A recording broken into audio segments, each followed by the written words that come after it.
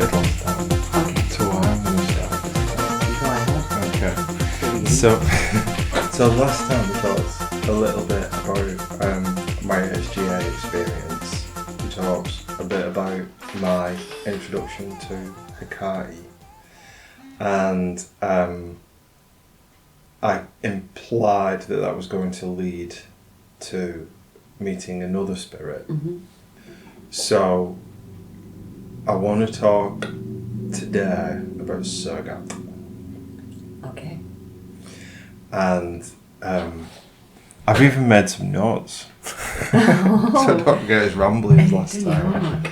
So I had this incredibly intense experience with Hecate. And part of my sense-making process with that was reading an essay by JSK, which is in his true grimoire version, called Hecate at the Crossroads, where he talks about how you can understand and work with Astaroth, one of the three chiefs from the Grimorium Verum, as Hecate.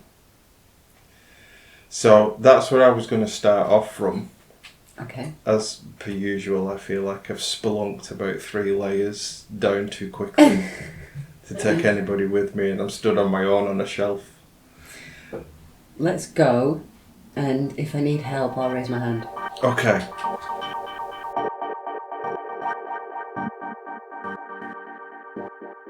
I think I mentioned last time about how we'd started talking with other practitioners on a platform called the Occult Living Room. Defunct. No, defunct, unfortunately. And through that, I had met somebody who is an extraordinary character, much larger than real life, who we shall refer to as OTD, ostentatiously titled Dude. His own name, not mine. And just like they always annoyingly say, when you're doing stuff, the right people will turn up. Yes. To give you a hand and mentor you. And this is who the gods felt was who I needed. to give you a little bit of insight into the type of person that he is. He'd spent some time doing bird. He'd been in prison, and he did his HGA experience in prison. Yes. So that gives you a bit of an inkling into his calibre.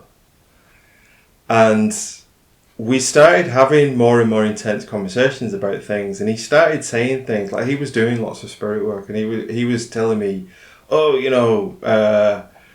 such and such a spirit has business with you and he wants to talk to you. And I kind of took it all with a pinch of salt, really. It's like, because he's very much a Sagittarius, isn't he? And he's a lot of symbols in the way that he speaks and the way that he gets excited about stuff, and he wants everybody to, he's found a brand new thing, everybody should be doing this now, kind of character. So as helpful as he was, I do also take him with a pinch of salt. And he dropped us a message and said in his inimitable style, Gabriel has given me a message that I need to give to you. So I was like, okay, cool. What's that? And he sent me this rite, which had been given to him by his mentor. And he said, Gabriel says don't go into the underworld until you've done this. So I was like, right, okay, I'll put a pin in that on the wall. And we finished our chat, and I started feeling a bit, I don't know, like either something was coming or there was something I needed to do or something like that. And by the time that I got downstairs, I was aware of this presence. And it was the first time that I'd come into contact with one of the spirits from the Grimorium Verum.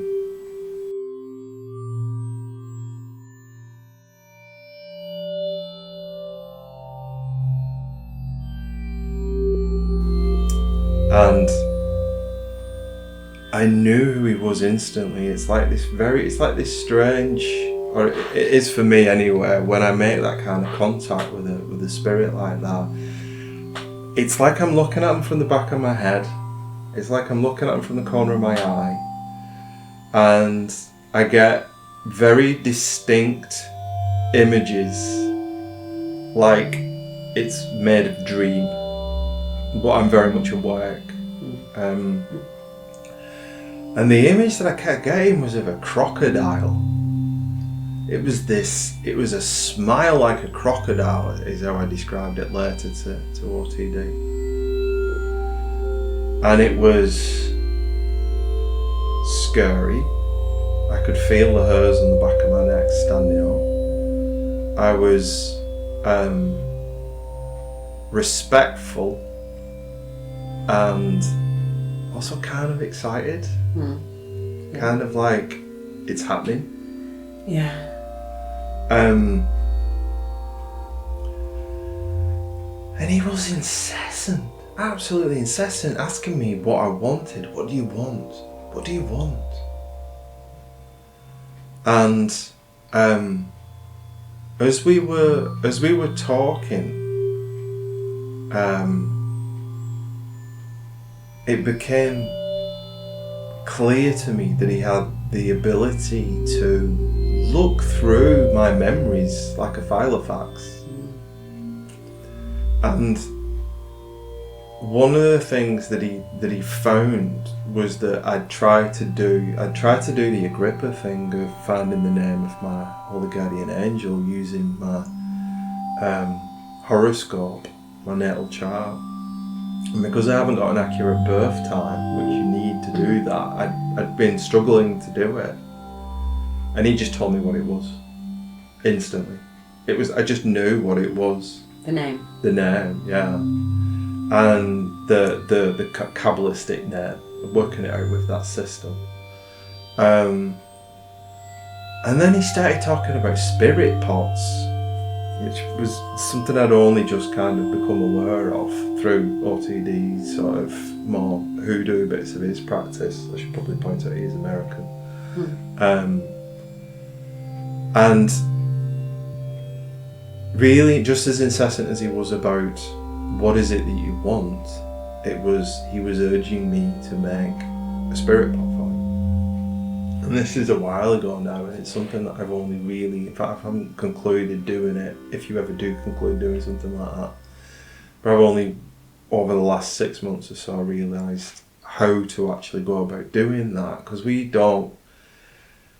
the advantages that my mentor had is that he had a living culture that he could dip into to sort of do that type of thing. We don't really have that over here with this type of goetic spirit work. We don't have that kind of instruction about how to do things. Yeah. So I've had to learn how to do that. So yeah, so he rocked up. He looked like a crocodile. He smiled like a crocodile. And I'd known it was going to be Surgat, I think, since the Hecate experience, because after she put her hand inside my head and said it's a key, Sally, I became utterly obsessed with Surgat and this line from JSK's book Pandemonium, where he's talking about another spirit who he aligns with Surgat, and he aligns quite a lot of spirits with Surgat. If there's a brilliant Hadean Press pamphlet that he wrote about Surgat, which has so much useful information in it. But I was reading this at the time, and there's a line here where he talks about how Surgat appears, this is page 169, Surgat appears also in the grimoire of Pope Honorius. He is indeed a key figure in the subtext of several grimoires. And it says, for Sunday to Surgat, this experience is performed at night from 11 to 1 o'clock. Just about the time that he rocked up.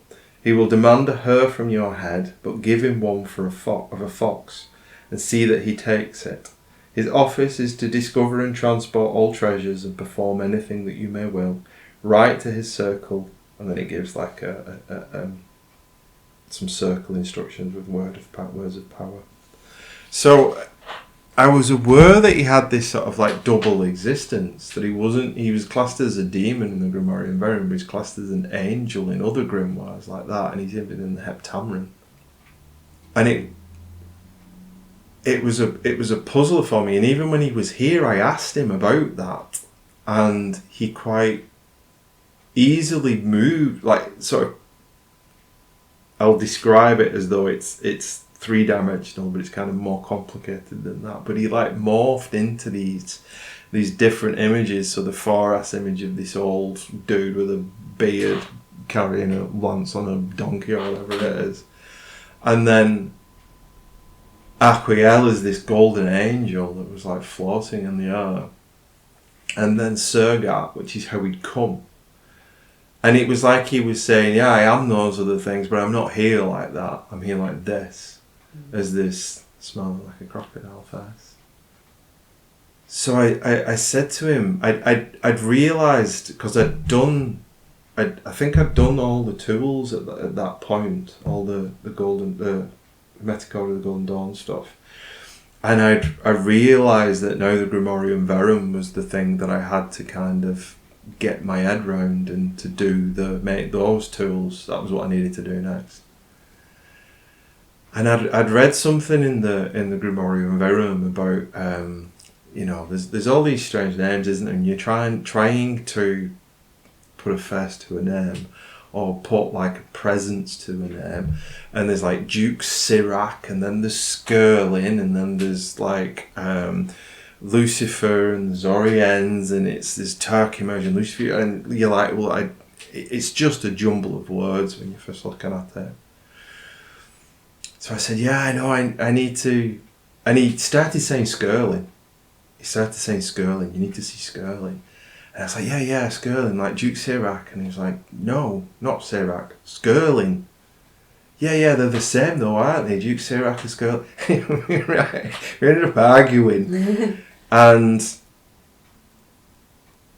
even that was symbolic to me, in the same way that you read like stories in the Bible of wrestling with angels. Yeah. You have to like build your chops up to, these are conversations. These are it sounds impolite calling them tests, but they are tests. Just in the same way as when you're getting to know somebody, every conversation you are testing them out on things, aren't you? You're finding out where you stand with them. And I think the ability to negotiate as part of your communion is really important if you're a magician, because your role is not just to have these experiences.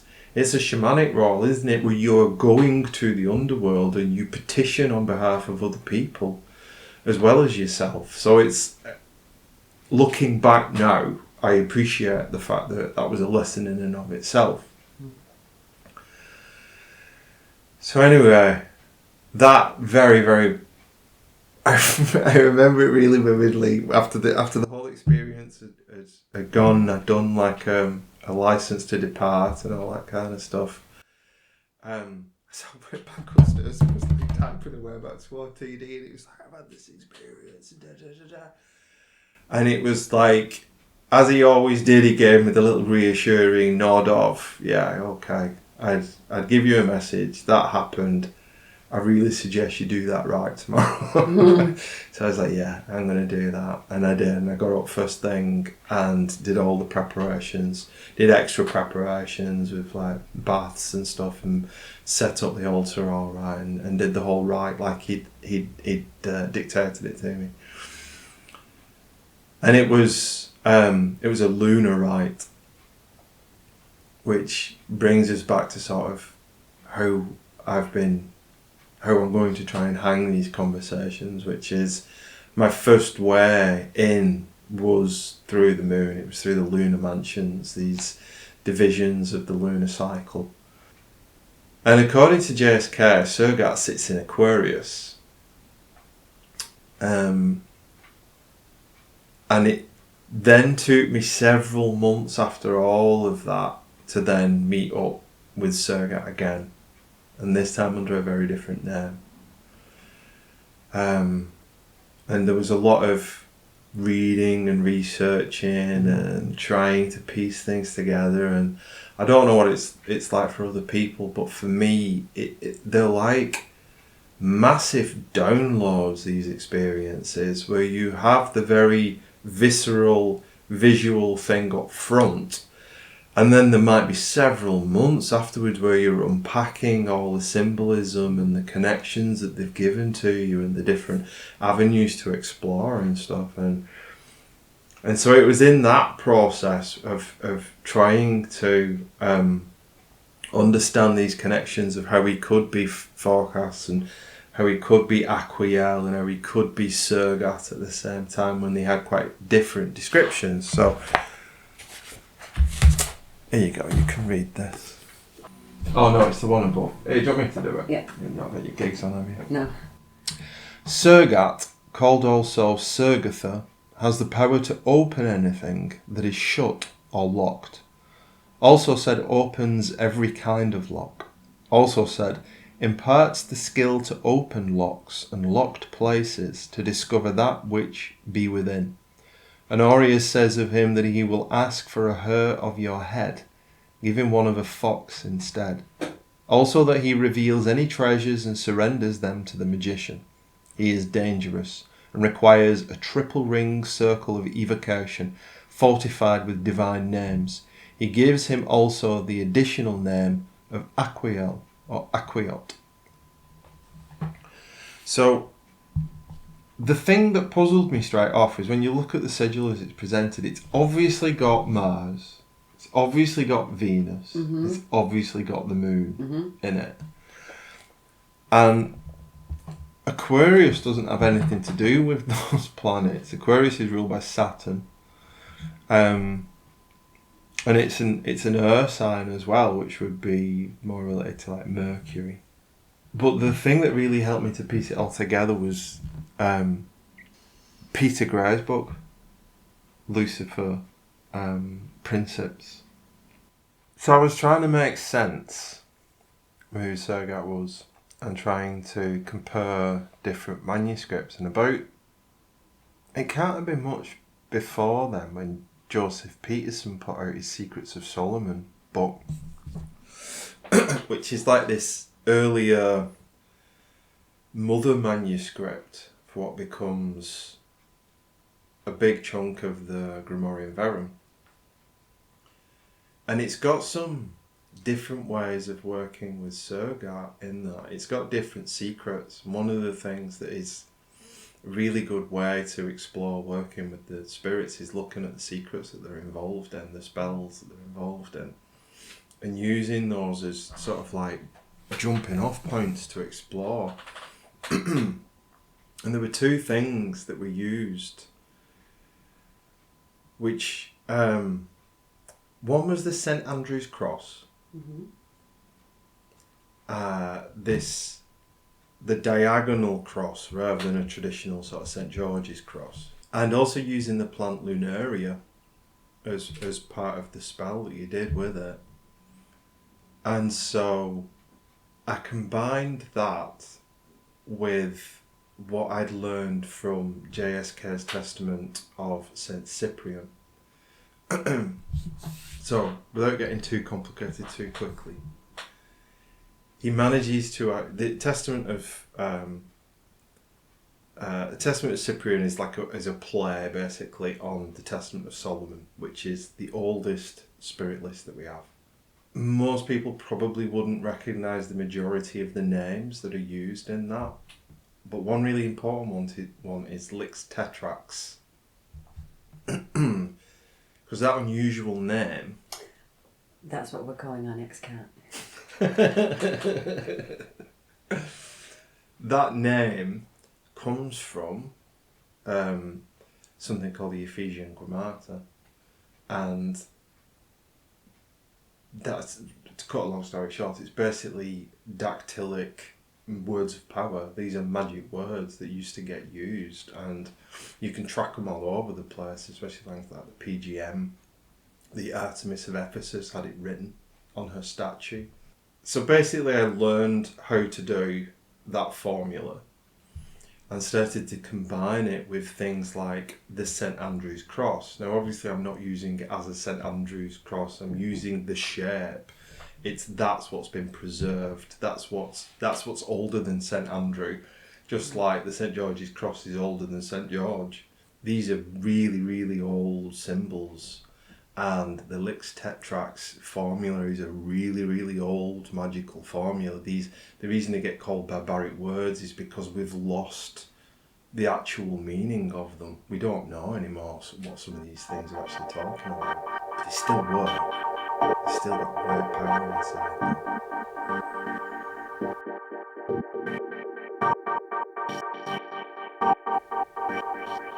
So it was a few, it was quite a bit after those original experiences, and it was as we were moving into the necromantic season that is Scorpio, and I think it was after I'd read the Hadeum Press pamphlet, where he basically points out that Surgat and all these other spirits are essentially linked back to Aziel. And Aziel is incredibly famous, one of the fallen angels that's mentioned in the Book of Enoch. It's like, and he's not just one of the fallen angels. You know, most people on their initial reading of the Book of Enoch would say that Shemiaza is like the leader of the angels, but there's obviously different traditions coming together. This is why the Peter Gray book, Lucifer Principes, is so important. That scholarship that he's done around the Book of Enoch is where he shows that Aziel and Shemiaza are both leaders in their own right. They're sort of there's this mashup of traditions that happens within that one story. Is basically the story of Western magic. It's like everything is a mashup of stuff that has been before, and this is what I get excited about, is being able to do the archaeology on it and to be able to piece the different levels together and to find these golden threads that are going through. And this is one of those golden threads. So it's coming around sort of October, November time, and I'm getting this urge to work with, to go back to what he'd asked me to do, which is essentially what I'd been learning in piecemeal form how to do, which is to make a spirit pot for him. And I can't remember if I said it last time, but one of the things that I've come to learn is that certain spirits prefer certain manuscripts. There's stuff that I've done with Nibiros, which was tied to PGM4, and that series of spells that he really likes working with. Just like Frimoth for the Grimorium Verum, and the procedures and tools as they're described in that. And Aziel's got his favourite as well, which is the 5th and 6th books of Moses. One of the things that I really like out of Geosophia that I don't hear people talking about a lot, because I don't think it suits certain people's backstory on magic, is the fact that the Moses is probably a corruption of Museos, probably from Thrace, and there's Orphic traditions who like to put things in books. And if you dig into it, you can see that if it is Hebrew, it's really bad Hebrew. A lot of the writing in it. These is probably part of that mashup that happened during the Hellenistic times around, when everybody spoke Greek, and the Roman Empire had just started, and you're getting lots of different religions or magic practices kind of mashing all up together. But anyway, he likes that book. And within it, it describes how to make the Ark of the Covenant. But what you can actually do is use that to make a spirit pot that Aziel is very happy about. That was the thing that I was putting together, and I was learning how to do that, learning how to put that together when I was also doing a lot of ancestor work as well. As you well know, one of my ancestors died in the Second World War, and it was about that time when I was doing that soul rescue operation.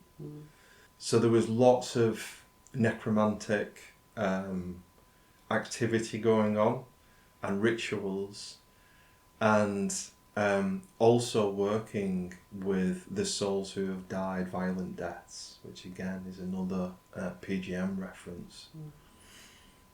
And I started to realise that part of Aziel's backstory is working with those types who have died violent deaths. And that the Lix Tetrax and the St Andrew's Cross could be used to enter those spaces in a way to work with those souls that have died in that way. Ghost work and rescue work, because when it came to my ancestor, it was someone who died through drowning, and if you remember, it was like a 9-day procedure to draw them back, and then the celebration that we had as well, the meal that we had here.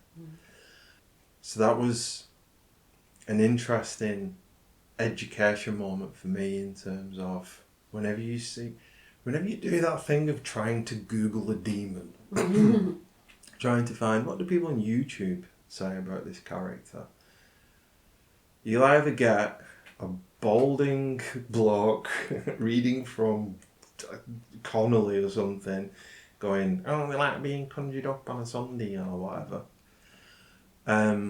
or you'll get somebody doing like a hoodoo type spell of, if you've got something that wants unblocking, like a process or something like that. I think that's probably closer to the truth. But in my experience, Surgat is such a huge, important spirit that if you do ancestor work, we've had such a turbulent history as a species, there will be ancestors that will have died violent deaths. And he's the spirit that you need to work with if you want to do something to ease some of the tensions that come from that, which I think getting the dead back into our practice is a very, very important thing. I think it's something that's we don't talk enough about. So that was like my Surgat story. And so from that, I realised I had to make those Grimorium Verum tools. And I did a really, really stupid thing whilst I was doing it, trying to be clever, thought, where I accidentally conjured Beelzebub. So I thought we'd talk about that next time. Yes.